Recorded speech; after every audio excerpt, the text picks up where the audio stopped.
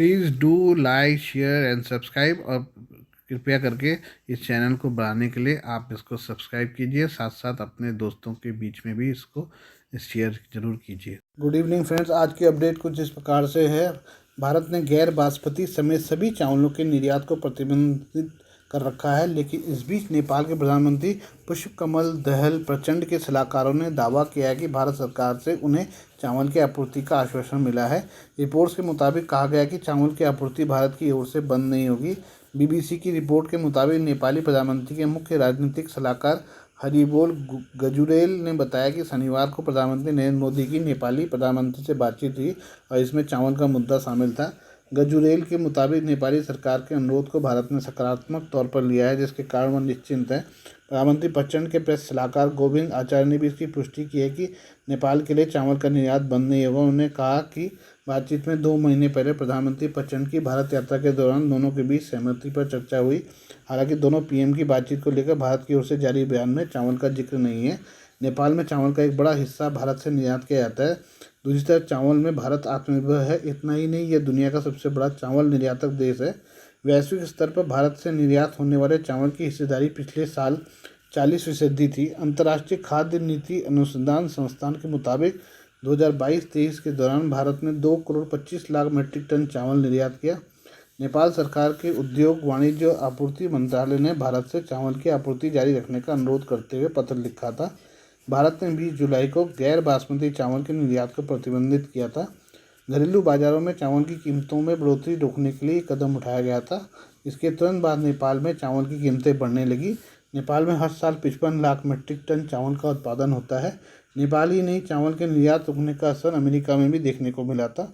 America के supermarkets में चावल को खरीदने पर लिमिट लगा दी गई है। आइए हम पाकिस्तान के सेना प्रमुख के बारे में बात कर लें। पाकिस्तान के सेना प्रमुख जनरल असीम मुनीर झेलम नदी के करीब टिल्ला फायरिंग रेंज पहुंचे। यह firing range Bharat Pakistan border से लगभग 50 किलोमीटर दूर है। यहाँ उन्हें चीन से खरीदे VT-4 टैंक और long range self propelled artillery gun SH-15 का ट्रायल देखा। पाकिस्तान ने कुछ समय पहले इन हथियारों को अपनी सेना में शामिल किया है। ये दोनों ही हथियार बेहद शक्तिशाली हैं। SH-15 आर्टिलरी गन की बात करें तो ये परमाणु हथियार तक दागने में सक्षम है। पाकिस्तान ने साल 2021 में VT-4 टैंक को अपनी सेना में शामिल किया था। अगर VT-4 टैंक की बात करें तो इसका निर्माण बख्तरबंद वाहनों को बनाने वाली चीन की सरकारी कंपनी नोरियांको ने किया है। थाईलैंड और नाइजीरिया के पास भी यह टैंक है। पाकिस्तान इन टैंकों को खरीदने वाला तीसरा देश है। VT-4 मेन बैटल टैंक को MBT 3000 के नाम से भी जाना जाता है। यह तीसरी पीढ़ी का मुख्य युद्धक टैंक है। इस टैंक का वजन 52 टन है। इसकी लंबाई 10.10 मीटर और चौड़ाई 3.4 मीटर है। इस टैंक को चलाने में 3 लोगों की ज़रूरत पड़ती है। इनमें पहला ड्राइवर, दूसरा कमांडर और तीसरा गनर होता है। इसमें 125 mm की गन है। टर्बोचार्ज इंजन के साथ यह टैंक 1300 हॉर्स पावर की ताकत प्रदान करता है। SH-15 तोप की बात करें तो रिपोर्ट्स के मुताबिक साल 2021 के शुरुआती महीनों में इसे पाकिस्तानी सेना में शामिल किया गया था। चीन में SH-15 को PCL-181 के नाम से जाना जाता है। इस तोप का 155 mm कैलिबर वाला आर्टिलरी सिस्टम है। इसका वजन 28,000 किलोग्राम है और यह 520 हॉर्स पावर वाले डीजल इंजन से चलता है। इसकी स्पीड 90 किलोमीटर प्रति घंटे तक हो सकती है। यह तोप 20 किलोमीटर तक मार कर सकती है। वहीं रॉकेट आर्टिलरी के साथ यह 53 किलोमीटर तक निशाना लगाने में सक्षम है।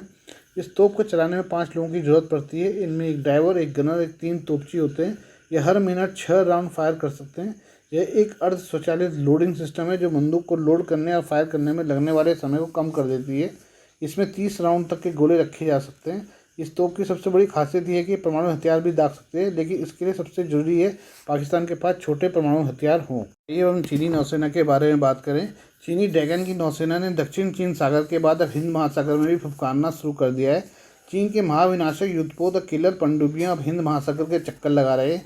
यही नहीं, चीन ने हिंद महासागर के प्रवेश द्वार पर कंबोडिया में विशाल नेवल बेस बना लिया है। चीन की बढ़ती दादागिरी से निपटने के लिए अब क्वाड देश और फ्रांस भारत की शरण में आ गए हैं। क्वाड देश और फ्रांस अब अंडमान और निकोबार द्वीप को सैन्य किले के रूप में विकसित करने में भारत की मदद कर रहे हैं। दरअसल अंडमान और निकोबार द्वीप समूह मलक्का स्टेट के पास स्थित है, जो चीन की दुखती रग है। यूरो एशिया टाइम्स की रिपोर्ट के मुताबिक दरअसल इंडोनेशिया से सटा मलक्का स्टेट काफ़ी संकरा है और इसी वजह से चीन की सबमरीन को ऊपर आने के लिए मजबूर होना पड़ता है। यही वजह है कि चीन की नौसेना को घेरने के लिए मलक्का स्टेट सबसे मुफीद जगह बन गया है। चीन भी मलक्का स्टेट को लेकर अक्सर खौफ में रहता है और यही वजह है कि उसे कंबोडिया में नौसैनिक अड्डा बनाना पड़ा है। दुनिया की फैक्ट्री चीन का अरबों डॉलर का व्यापार मलक्का स्टेट से जरिए होता है। चीन को हमेशा डर बना रहता है कि भारत और पश्चिमी देश उसे मलक्का स्टेट में घेर सकते हैं। बता दें कि अमेरिका का नेवल बेस डियागो गार्सिया भी हिंद महासागर में स्थित है। यहाँ परमाणु बम्बर से लेकर पनडुब्बियां तक तैनात रहती हैं। इसी मलक्का दुविधा से बचने के लिए चीन अब पाकिस्तान के रास्ते ज़मीनी रास्ता भी बना रहा है ताकि उसे अरब सागर तक सीधी पहुंच मिल जाए। भारत भी चीन की बढ़ती दादागिरी से निपटने के लिए अंडमान निकोबार में तीनों ही सेना की कमान बना चुका है। अंडमान निकोबार द्वीप समूह में कुल 572 द्वीप हैं और हिंद प्रशांत क्षेत्र में चीन को रोकने के लिए रणनीतिक रूप से बेहद अहम है। इस महीने ही क्वाड सदस्य देश जापान के मिसाइलों से लैस घातक डिस्ट्रॉयर समीदारे ने अंडमान निकोबार की राजधानी पोर्ट ब्लेयर का दौरा किया था। इस दौरे का उद्देश्य अपने सहयोगी देशों के साथ दोस्ती बढ़ाना था। जापानी नौसैनिकों ने इस दौरान अंडमान में फुटबॉल खेला और योग किया। विश्लेषकों के मुताबिक जापानी युद्धपोत का पहुंचना बताता है कि क्वाड देशों के लिए अब अंडमान का महत्व बढ़ता ही जा रहा है। साल 2020 में भारत ने अमेरिका के साथ इसी इलाके में नौसैनिक अभ्यास भी किया था। आइए अब हम भारत और फ्रांस की जुगलबंदी के बारे में बात करें। फ्रांस इस समय भारत का बड़ा रक्षा और रणनीतिक साझेदार है। हिंद प्रशांत क्षेत्र पर फ्रांस भारत को ध्यान में रखकर अपनी रणनीति तैयार करने में लगा हुआ है।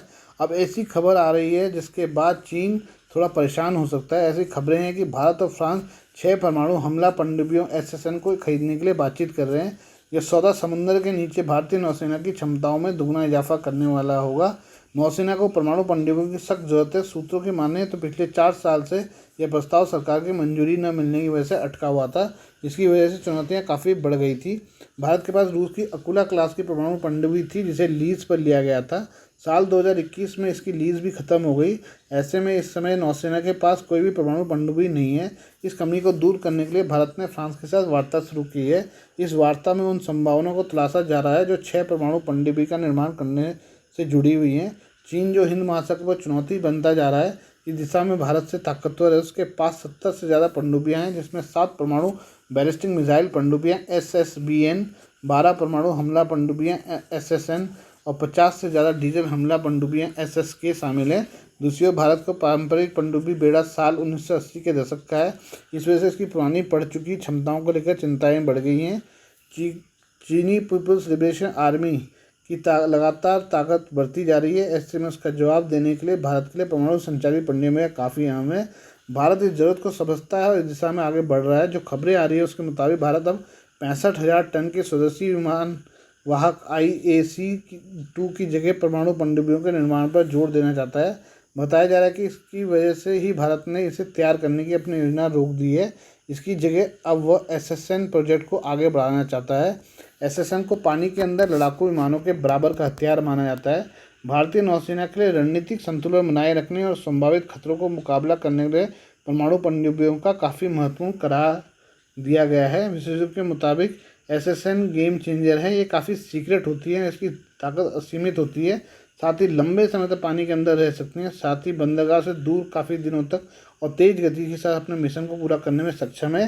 ये पनडुब्बियाँ कैरियर बैटल ग्रुप्स का हिस्सा होती हैं। लंबी दूरी की मिसाइलों से लैस ये पनडुब्बियाँ कुछ ही मिनटों में समुद्री युद्ध की दिशा बदल सकती हैं। आज के लिए बस इतना ही। बाकी मिलते हैं कल आपसे नई खबरों के साथ। धन्यवाद।